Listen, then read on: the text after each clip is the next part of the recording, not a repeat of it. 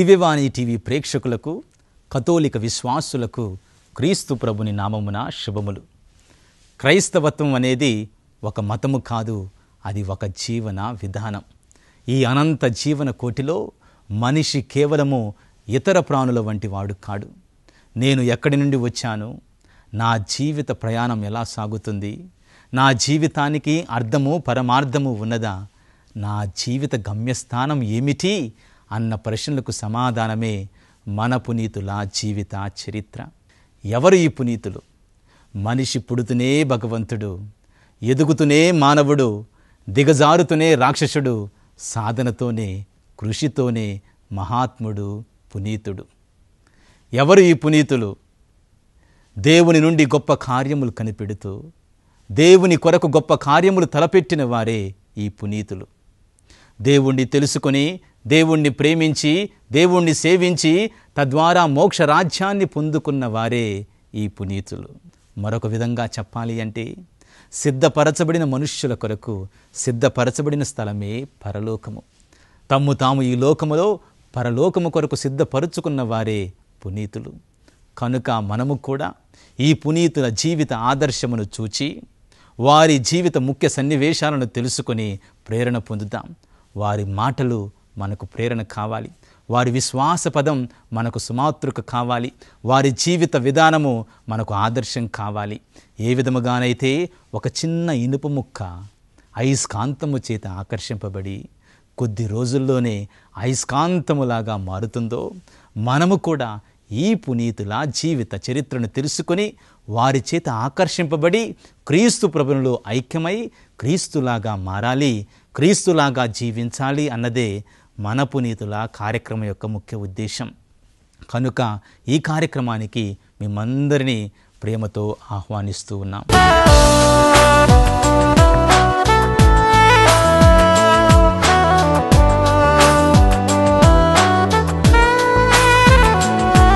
ఈరోజు ఆగస్టు 8వ తేదీన పునీత డొమినిక్ గారి పండుగను కొనియాడుతూ ఉన్నాం. డొమినిక్ అనగా ప్రభువుకు చెందినవాడు అని అర్థం. ఈ పునీతుడు ఎప్పుడు చెబుతూ ఉంటారో, ఏ మనిషి అయితే తన మనోవికారాల్ని కామము, క్రోధము, లోభము, మోహములను అదుపులో పెట్టుకుంటాడో ఆ వ్యక్తి ప్రపంచాన్ని మొత్తం జయించినట్లే అని. వీరు 1170వ సంవత్సరంలో స్పెయిన్ దేశంలో జన్మించారు.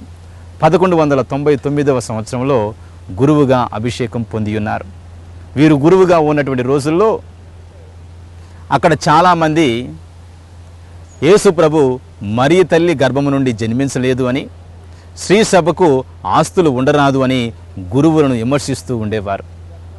అటువంటి సమయంలో ఒక రాత్రిపూట ఒక ప్రముఖమైనటువంటి వ్యక్తిని, ఎవరైతే అపమార్గంలో వెళుతూ ఉన్నాడో ఆ వ్యక్తిని తీసుకుని వెళ్ళి తెల్లవారేదాకా చర్చించిన తరువాత ఆ వ్యక్తి కథోలిక విశ్వాసము నిజమైనదని ఒప్పుకునే విధముగా చేసి ఉన్నారు. ఈయన ఒక గురువుల సభను స్థాపించి వారితో ఈ విధంగా చెబుతూ ఉండేవారు, మనము వాక్యము అనేటువంటి విత్తనాలను వెదజల్లాలి, వాటిని కూడబెట్టుకోకూడదు అని వీరు తెలియజేస్తూ ఉండేవారు. వీరు తమ యొక్క జీవితంలో దాదాపుగా 1,00,000 మంది మారు మనసు పొందడానికి కథోలిక విశ్వాసమే నిజమైన విశ్వాసము అని తెలియజేయడానికి ఎంతో కృషి సలిపారు. వీరి యొక్క సభ వారు ఇంగ్లాండ్లో స్థాపించినటువంటి విద్యాలయాలు నేడు ఆక్స్ఫర్డ్ విద్యాలయాలుగా కొనియాడబడుతూ ఉన్నాయి. ఇటువంటి ఆ గొప్ప పునీతుడును మనకు ప్రసాదించినందుకు ఆ దేవునికి ధన్యవాదాలు తెలియజేసుకుంటూ మనము కూడా వీరి స్ఫూర్తితో, ఆదర్శంతో కథోలిక విశ్వాసంలో ఎదగడానికి ప్రయత్నిద్దాం. వీరి జీవితంలో జరిగినటువంటి ముఖ్య సన్నివేశాలను మన పునీతుల కార్యక్రమంలో వీక్షిద్దాం. పునీత డొమినిక్ గుజ్మన్ గారు స్పెయిన్ దేశంలో కాసిల్ పట్టణంలోని కలరుయగ గ్రామంలో 1170లో జన్మించారు. తండ్రి ఫెలిక్స్ గుజ్మన్, తల్లి పునీత జోన్ ఆఫ్ ఆజా. వీరు గురువుగా పనిచేస్తున్న తమ మేనమామ గారి వద్ద ఉండి విద్యాబుద్ధులు గడించారు. తమ 14వ ఏట పలెన్సియా విశ్వవిద్యాలయంలో చేరి ఉన్నత విద్య అభ్యసించారు. పట్టుదలతో, శ్రద్ధతో తత్వశాస్త్రం, వేదాంత విద్య 10 ఏళ్ళు చదివి పండితుడయ్యారు. సాహిత్యం బాగా వచ్చు. వారు పరిశుద్ధత, దాతృత్వముకు ప్రాధాన్యత నిచ్చేవారు. అందుకే కాబోలు తమ విలువైన పుస్తకాలు, వస్తువులు తెగనమ్మి ఆ రాబడితో పేదలు, అనాథులకు అన్నదాన కార్యక్రమాలు నిర్వహించారు. గురువు కావాలని కోరికతో తత్సంబంధిత శిక్షణ పొంది ఒస్మానగర బిషప్ డిగోడి అజేవేదో గారి హస్తాల మీదుగా క్రీస్తు శకం 1199లో గురు పట్టాభిషిక్తులయ్యారు. కఠిన కట్టుబాట్లతో స్థానికంగా నెలకొని ఉన్న పునీత బెనెడిక్టు సభకు సుపీరియర్గా నియమితులయ్యారు. కాసిల్ రాజ్యరాజు తన కుమారుని పెండ్లి డెన్మార్కులో జరిపించడానికి నిశ్చయించాడు. కావున స్థానిక బిషప్ డిగోడి అజేవేదో గారిని ఆహ్వానించాడు. బిషప్ గారితో పాటు తోడుగా ఫాదర్ డొమినిక్ గారు సైతం 1204లో బయలుదేరి వెళ్ళారు. మార్గమధ్యములో వారు ఫ్రాన్స్ దేశములోని లంగు ఎడోక పట్టణం చేరుకున్నారు. అక్కడ క్రైస్తవ మతముకు విరుద్ధంగా చెప్పబడుతున్న దుర్బోధలు, తప్పుడు సిద్ధాంతాల పట్ల బహుగా దుఃఖించారు. అల్బిజెన్షియన్ మతశాఖ వారు ప్రజల్ని పెడత్రోవ పట్టిస్తున్నారు. వారు యేసు ప్రభువు మేరీమాత గర్భాన జన్మించలేదని బోధించారు. శ్రీసభ పేరిట ఆస్తులు కలిగి ఉండటాన్ని వారు ఆక్షేపించారు.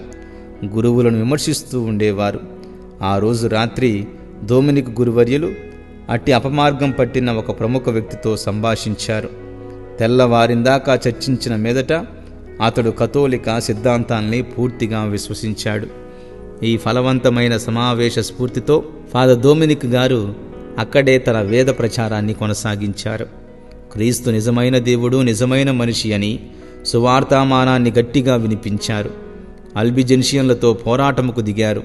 తప్పుడు బోధలతో తిరగాడుతున్న ప్రముఖ బోధకుల సమూహాన్ని పట్టుకొని వారి తప్పుడు అభిప్రాయాల్ని ఉతికి ఎండగట్టారు. వారిలో హృదయ పరివర్తన తేగలిగారు. ఈ విధముగా 10 సంవత్సరాలు లాంగ్వేడోక్ పట్టణంలోనే తమ దైవ వాక్యాన్ని విస్తృతపరిచారు. 1206లో ప్రవుల్లే నగరంలో ఒక కాన్వెంట్ను ప్రారంభించారు. పునీత డొమినిక్ స్వాముల వారు 1214లో తౌలస్ పట్టణం వెళ్ళి తన సేవ నిమిత్తం ఎంతో ఆర్థిక సహాయాన్ని పొందగలిగారు. 1215లో 4వ లాటరన్ కౌన్సిల్ సమావేశాల్లో ఫలవంతముగా పాల్గొన్నారు. 1216లో తన 16 మంది అనుచరులతో ప్రవుల్లే కాన్వెంటుకు విచ్చేశారు. తనదైన శైలిలో కట్టుబాట్లు, నియమావళి రచించి డొమినిక్ మతబోధకుల సభను స్థాపించారు. వీరి సభలో పురుషులతో పాటు మహిళలు కూడా ఉన్నారు. పవిత్రత, నిరాడంబరత ప్రధాన వ్రతాలుగా స్వీకరించారు. క్రీస్తు సత్యవేదాన్ని చాటడం, కథోలిక వేదముకు ఊతముగా ప్రబోధించడం ప్రారంభించారు. 1216లో 3వ హోనోరియస్ పోపు గారు డొమినిక్ సభకు ఆమోద ముద్ర వేశారు.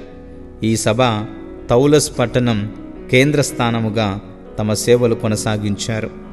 యూరప్ ఖండములో క్రైస్తవ మతాన్ని అల్బిజెన్షియన్లు భ్రష్టు పట్టిస్తున్న తరుణములో శ్రీసభకు కుడిభుజంగా 13వ శతాబ్దములో డొమినిక్ సభ ప్రధాన పాత్ర పోషించింది. అపోస్తుల తరహాలో సువార్తా ప్రచారం చేశారు. పునీత డొమినిక్ తన శిష్యుల్ని యూరప్ అంతటా పంపిస్తూ, మనం వాక్య విత్తనాలని వెదజల్లాలి, కూడబెట్టుకోకూడదు అని చివరి సందేశముగా చెప్తుండేవారు. వారి సభ స్పెయిను, ఫ్రాన్స్, ఇంగ్లాండు, ఇటలీ మున్నగు దేశాల్లో విస్తరించింది. వారి సభకు పునీత డొమినిక్ గారే సుపీరియర్ జనరల్గా 1220లో 3వ హోనోరియస్ పోపు గారు నియమించారు. వారి సభ తొలి సర్వసభ్య సమావేశం అదే సంవత్సరములో బోల్నా నగరములో నిర్వహింపబడింది. వారు ఆ నగరములోనే 1221 ఆగస్టు 6వ తేదీన పరలోక ప్రాప్తి నొందారు. హంగరీ దేశములో సువార్త ప్రచారం చేసేటప్పుడు తీవ్ర వ్యాధికి గురై తిరిగి తమ ప్రధాన కార్యాలయం చేరుకొని పరమపదించారు. అప్పుడు వారికి 51 సంవత్సరములు. పునీత డొమినిక్ గారి సభ వారు ఇంగ్లాండులోని ఆక్స్ఫర్డ్లో అనేక విద్యాలయాలు స్థాపించారు. కాలక్రమములో అవి ఆక్స్ఫర్డ్ విశ్వవిద్యాలయంగా ప్రసిద్ధి నొందాయి. అవిశ్రాంత ప్రయాణముతో సువార్త ప్రచారం చేస్తూ పునీత డొమినిక్ గారు 1,00,000 మందికి పైగా అవిశ్వాసుల మనసు మార్చాడు. జపమాల భక్తిని విస్తృతపరిచాడు. అనేక అద్భుతాలు చేశాడు. చనిపోయిన ఒక వ్యక్తిని సజీవంతో కూడా లేపారు. సత్యమునందు ప్రేమ, కర్తవ్య నిర్వహణ యందు పట్టుదల, పాపాత్ముల ఆత్మ రక్షణ యందు కనికర కృషి, దృష్టి వారిని ఉన్నత శిఖరాలపై ఉంచింది. సంతోషంతో నిండిన వారి హృదయం అప్పుడప్పుడు ఒక పాటగా దేవుణ్ణి స్తుతిస్తుండేది. ఇట్టి పుణ్యాత్మునికి క్రీస్తు శకం 1234లో 9వ గ్రెగరీ పోపు గారిచే పునీత పట్టా ఇవ్వబడింది. ఖగోళ శాస్త్రజ్ఞుల పాలక పునీతులుగా ఏర్పరపబడ్డారు. డొమినిక్ అనగా ప్రభువుకు చెందినవాడు అని అర్థం. ఏ మనిషి అయితే తన మనోవికారాలను అదుపులో పెట్టుకుంటాడో అట్టివాడు ప్రపంచాన్ని జయించినట్లే అని పునీత డొమినిక్ గారు అంటారు. మరి ఈ గొప్ప పునీతుడిని మన కొరకు ప్రార్థన చేయమని ఈరోజు వేడుకుందాం. ప్రేమామయుడ, కృపామయుడ, పునీత డొమినిక్ గారిని ఒక పునీతుడిగా, ఒక ఆదర్శవంతమైనటువంటి వ్యక్తిగా మాకు ప్రసాదించినందుకు ధన్యవాదములు తెలియచేస్తూ ఉన్నా. ఈ లోకములో మనిషి తన మనోవికారాలను అదుపులో పెట్టుకున్నప్పుడు అతడు దేవునికి ప్రియమైన బిడ్డగా మారుతాడు అని వారు చెప్పేటువంటి మాటలు మాకు ఆదర్శమై ఈ లోక వ్యామోహముల నుండి, సాతాను శోధనల నుండి, సాతాను ఇక్కటుల నుండి మేమందరము కూడా దూరముగా ఉండేటువంటి వారముగా మమ్ము దీవించండి, ఆశీర్వదించండి, ప్రేమించండి. మా నాథుడైన యేసుక్రీస్తు ద్వారా ఈ మనవి చేయుచున్నాము. ఆమేన్.